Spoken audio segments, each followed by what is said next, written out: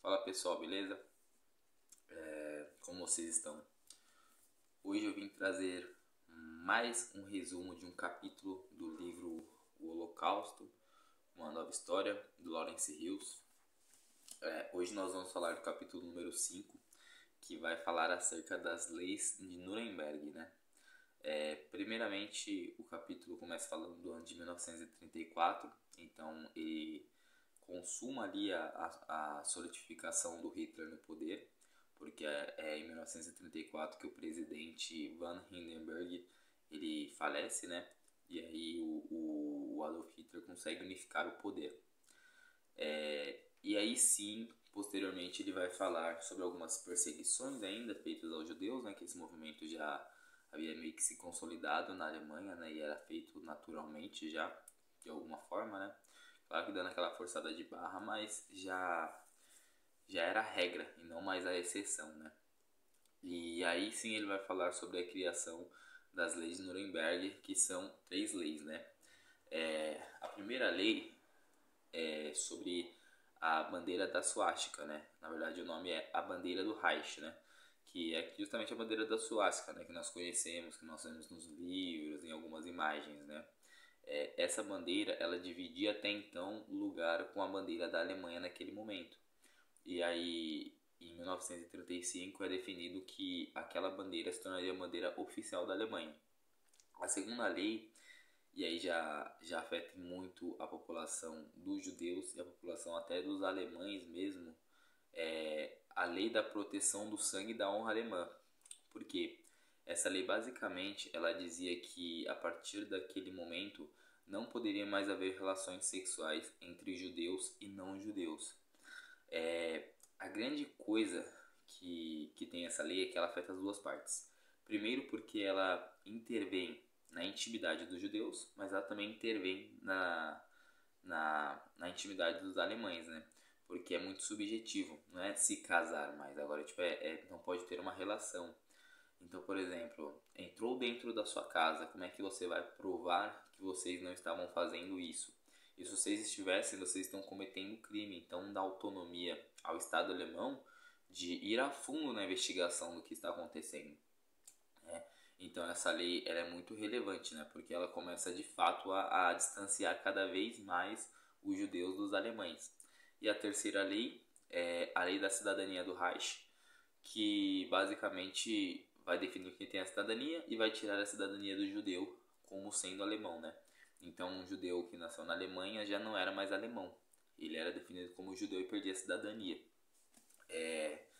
Como eu disse, essa lei ela foi colocada em vigor em setembro de 1935.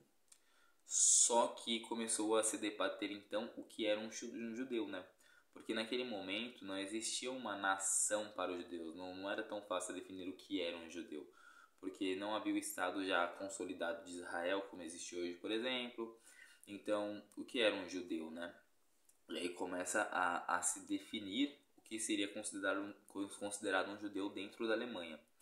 E basicamente um judeu vai passar a ser, na Alemanha, definido através da hereditariedade a partir de seus avós, né?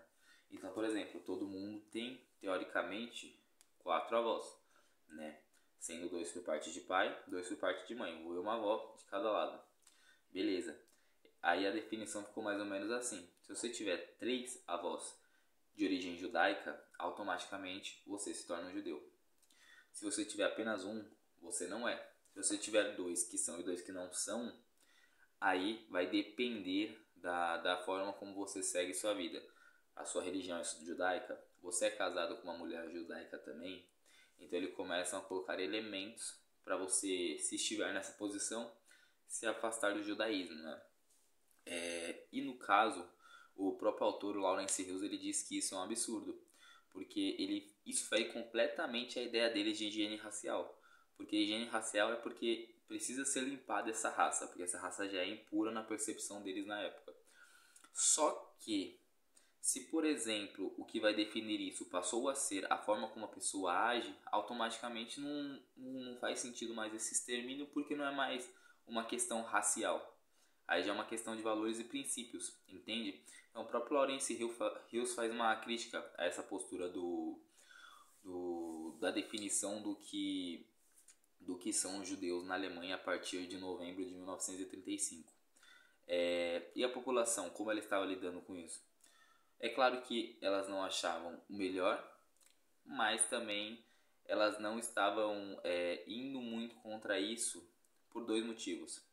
Porque a maioria não era alemão, então não afetava elas. E segundo, Hitler estava conseguindo se sair muito bem na melhoria econômica da Alemanha. O desemprego na Alemanha ele cai de uma forma absurda. Até 1933, a Alemanha somava 6 milhões de desempregados. 6. Em 1936, ou seja, 3 anos depois que Hitler chegou ao poder, o desemprego caiu para 2 milhões. É muita coisa, caiu demais o desemprego. Então, isso fez com que os alemães parassem de dar tanta atenção a esse ponto do antissemitismo, né? E começassem a se preocupar mais com a sua própria vida, né, particular, e automaticamente com a geração de empregos que para eles era muito bom, né?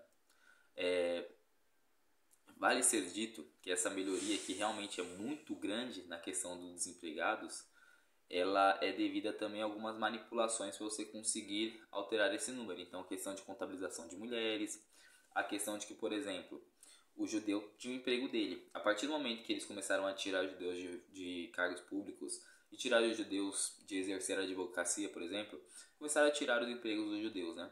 A partir desse momento, você demite um judeu, certo? Porque ele não pode ser seu funcionário. Você contrata o alemão, é um desempregado a menos. Só que, teoricamente, não seria, porque o judeu passa a estar desempregado também. Só que o judeu não tem mais cidadania, então não é considerado desempregado. O cidadão alemão que é desempregado, o judeu não. Então, essas coisas vão alterando a percepção também.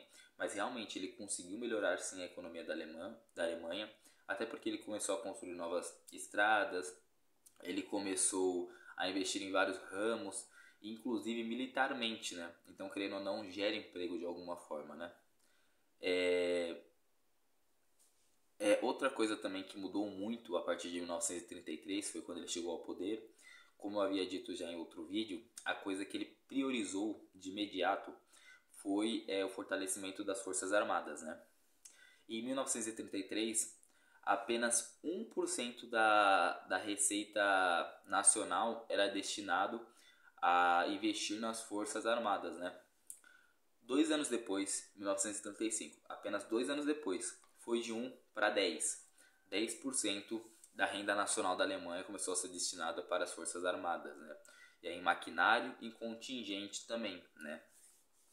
Enfim, e para a conclusão desse capítulo, outro fato que é fundamental também, que ele fez nesse mesmo recorte, foi a tirada da Alemanha da Liga das Nações, né? Que também é muito relevante, que de certa forma é um alertazinho que se liga no mundo, né? E também é muito importante porque a partir de então a Alemanha ela passa a ter mais autonomia, né? Não existe mais um país que tem que chegar e falar: Alemanha, você tem que fazer assim, assim, assado, você tem que se enquadrar em tal padrão. Não existe mais uma Liga das Nações para a Alemanha, né?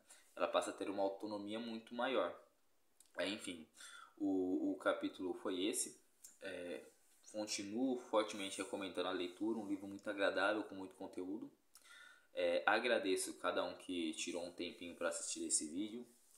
E é isso, pessoal. Um forte abraço. Obrigado pela atenção.